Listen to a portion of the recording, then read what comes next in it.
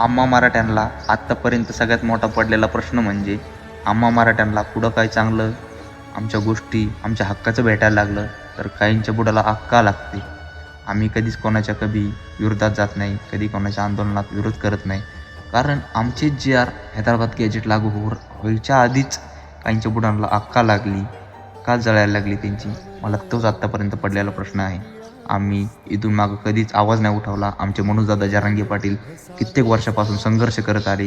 त्या संघर्षाला कुठेतरी यश भेटलं. आमच्या मराठा बांधवांनी मुंबईत किती हाल काढले. त्यावेळेस कोणी आलं का? त्यावेळेस तो खूप विरोध झाला. आणि मराठ्यांना अजून पण सांगतोय, तो विरोध कधीच आपल्याला विसरायचा नाही आहे. मराठ्यांना कित्येक जणांनी विरोध केला, कित्येक विरोध झाला मुंबईमध्ये. अक्षरशः 2 दिवस सरकारला वाटलं मराठे वैतागून निघून जातील मुंबईतून. त्यावेळी सगळे दुकानं बंद केले. पण आपल्या गोरगरीब मराठ्यांनी सगळ्यांनी मराठ्यांनाच मदत केली. आणि हा लढा संपलेला नाही. मराठ्यांनो, सावध व्हा. अजून पण मनोजदादा जरांगे तो शब्द देतील तो पाळायचा आहे.